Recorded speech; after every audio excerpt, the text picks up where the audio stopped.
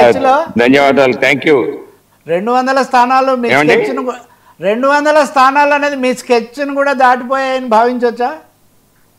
Plan అంటే నేను నా అంచనా 160, కనిష్టంగా గరిష్టంగా 200. అంటే చాలా local factors, MLA level factors అవి పనిచేయకుండా కేవలం ప్రజలు పరిపాలన ఆధారంగా గనక ఓట్లు వేసినట్లయితే 200 వరకు వెళ్ళొచ్చు. కానీ మోర్ లైక్లీ కన్జర్వేటివ్ అయితే 160 అని మేము ముందుగానే అనుకోవటం జరిగింది, చెప్పడం జరిగింది పార్టీలో కూడా.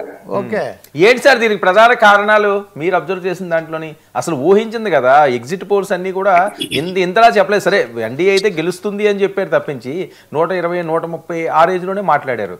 కానీ 200 అంటే డబుల్ సెంచరీ కొట్టడానికి మీరు చేసిన అద్భుతాలు ఏంటి అక్కడ? అదే నిజంగా చెప్పాలంటే అద్భుతాలనే చెప్తానండి. ఎందుకంటే నేను దాదాపుగా 35 సంవత్సరాలుగా ఎన్నికల పరిశీలన, ఎన్నికల విశ్లేషణ నేను ఒక వృత్తిగా కూడా చేశాను, ప్రొఫెషన్ లాగా. సో నేను అనేక అసెంబ్లీ ఎన్నికలు చూడటం జరిగింది. సో ఇటువంటి అసెంబ్లీ ఎన్నికను నేను దాదాపుగా చూడలేదని చెప్పాలి. ఎందుకంటే ప్రజలు, మా సపోర్టర్స్ ఎవరైతే ఉంటారో, ఎన్డీఏ సపోర్టర్స్ కేవలం భారతీయ జనతా పార్టీ, జేడీయూ కూటమికి ఓటర్లుగానే కాకుండా ఒక రకంగా చెప్పాలంటే వాళ్ళు ఒక వక్తల్లాగా, పార్టీ తరఫున మాట్లాడే వక్తల్లాగా, మీరు మీడియా నుంచి వెళ్ళి సాధారణ ఓటర్లను అడిగినా కూడా ఈ ప్రభుత్వం పనితీరు అద్భుతంగా ఉందని వారే మాట్లాడేటువంటి ఒక పరిస్థితి నేను చూశాను అక్కడ. అది సాధారణంగా మన సొంత ఓటర్లలో కూడా అంతో కొంత అసంతృప్తి ఉంటుంది సాధారణంగా. కానీ ఇక్కడ అద్భుత సంతృప్తే కాకుండా దాన్ని వాళ్ళు వ్యక్తపరచడం అన్నది నాకు ఒక చాలా విచిత్రంగా, నిజం చెప్పాలంటే చాలా ప్రత్యేకంగా కనిపించింది. అలాగే ప్రతిపక్ష ఓటర్లు ఎవరైతే కన్ఫర్మ్డ్ ఓటర్స్ ఉంటారో, మీకు ఆర్జేడీ కానీ కాంగ్రెస్ కానీ ఆ కూటమికి ఉండేటువంటి ఓటర్లు కూడా ఎవరు కూడా ప్రభుత్వాన్ని నిందించేటువంటి పరిస్థితి లేదు. అందరూ దాదాపుగా మంచి అభివృద్ధి జరిగింది గత 5 సంవత్సరాల్లో అని కితాబిచ్చేవారు తప్పితే విపరీతంగా విమర్శించేవారు లేదు. ఇటువంటి పరిస్థితి మరే రాష్ట్రంలో నేనైతే చూడలేదు. కనీసం మాకు వ్యతిరేక కూటమిలో ఉన్న ఓటర్లు కనీసం అన్ని రకాల మరి లోటుపాట్లు ఎతికి విమర్శించేటువంటి పరిస్థితి చూస్తాం తప్పితే పని బాగా జరిగింది, అభివృద్ధి జరిగింది అనే కితాబ్ ఇచ్చేటువంటి పరిస్థితి నేనే రాష్ట్రంలో చూడలా. సో అవే కనుక బలంగా పనిచేస్తే, ఎమ్మెల్యేలు, కులాలు వీటికి అతీతంగా ప్రజలు గనక ఓటేసినట్లయితే ఇది ఖచ్చితంగా 200 సీట్లకు వెళ్తుంది అని అనుకోవటం జరిగింది. ఆ విధంగానే ప్రజలు ఐ థింక్ మరొకసారి ఈ ప్రభుత్వాన్ని ఎంచుకోవాలి, మరొకసారి కూటమికి అధికారం ఇవ్వాలి అన్నటువంటి ఒక సంకల్పంతో, ఎటువంటి రిస్క్ లేకుండా, మరొకటి ఒకవైపు అద్భుతమైనటువంటి పాజిటివిటీ ఈ ప్రభుత్వం పట్ల ఉంటే, ఎన్డీఏ సపోర్టర్స్ లో మరొకసారి ఒకవేళ ఆర్జేడీ పొరపాటున కనుక అధికారంలోకి వస్తే గతంలో ఉన్న పరిస్థితులు, 20 సంవత్సరాల క్రితం పరిస్థితులు పునరావృతం అవుతాయి అన్న భయం ఈ రోజుకి ఉంది. అది చాలా మరొక విచిత్రం. ఏ రాష్ట్రంలోనైనా 5 ఏళ్లు పోతే 10 ఏళ్లు పోతే ప్రజలు మర్చిపోతారు. 20 సంవత్సరాల క్రితం అధికారంలో ఉన్నటువంటి ప్రభుత్వాన్ని కూడా ఈ రోజు ప్రజలు గుర్తుపెట్టుకొని ఆ సమయంలో లా అండ్ ఆర్డర్ ఏ విధంగా ఉండేదో ఆ విధంగా ఆ సమయంలో ఉన్నటువంటి పరిస్థితుల్ని, క్రిమినల్ పరిస్థితులు, అలాగే న్యాయ వ్యవస్థ ఏ రకంగా లోపించింది అవన్నీ ఈ రోజుకి చెప్పుకుంటున్నారు. సో అదొక విచిత్రం అని చెప్పాలి. ఆ విచిత్ర పరిస్థితులు ఉన్న కారణంగా ఖచ్చితంగా ఇక్కడ ఒక పెద్ద విజయానికి ఆస్కారం ఉంది. 160 సీట్లు అయితే గెలుస్తాం, కానీ 200కు వెళ్ళిన ఆశ్చర్యం లేదు అని మేము స్వయంగా అనుకోవటం జరిగింది. ఒక మాట, మీరు సెఫాలజిస్ట్ గా, బీజేపీ ఎంపీగా, జర్నలిస్ట్ గా ఒక 3 ప్రశ్నలు వేస్తారు మిమ్మల్ని, చిన్నవే.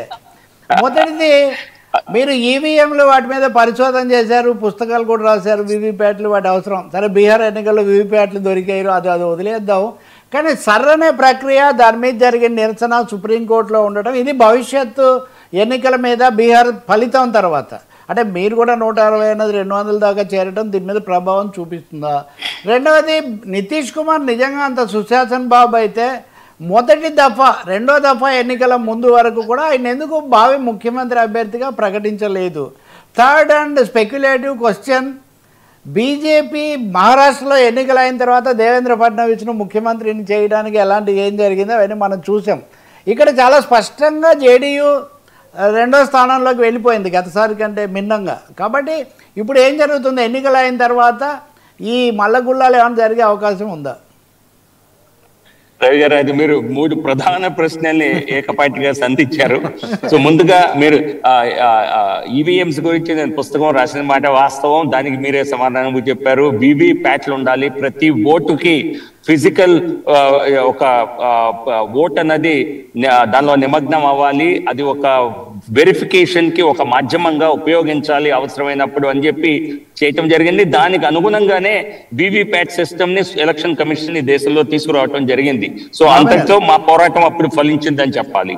మరోవైపు ఎస్ఐఆర్ స్పెషల్ ఇంటెన్సివ్ రివిజన్ గురించి కాంగ్రెస్ పార్టీ ప్రతిపక్ష పార్టీలు చేసినటువంటి ఆరోపణలని, ఎలక్షన్ కమిషన్ పట్ల వారు వ్యవహరించిన తీరు గాని, ఓట్ చోరీ అంశంలో వారు చేసినటువంటి యాత్ర గాని, ఇవి అన్నీ కూడా వాటి ప్రభావం పెద్ద సున్నా.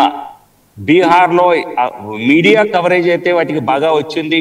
రాహుల్ గాంధీ, ప్రియాంక గాంధీ వారు వెళ్ళినప్పుడు ఖచ్చితంగా ప్రజలు వారిని చూడటానికి వచ్చారు, అది పెద్ద సంచలనంగా అనిపించింది.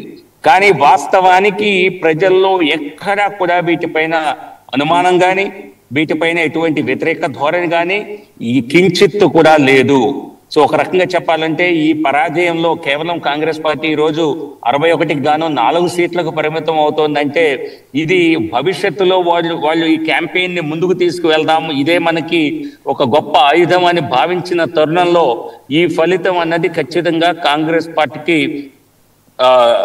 ఖచ్చితంగా ఒక తీరని సెట్ బ్యాక్ గా చెప్పక తప్పదు.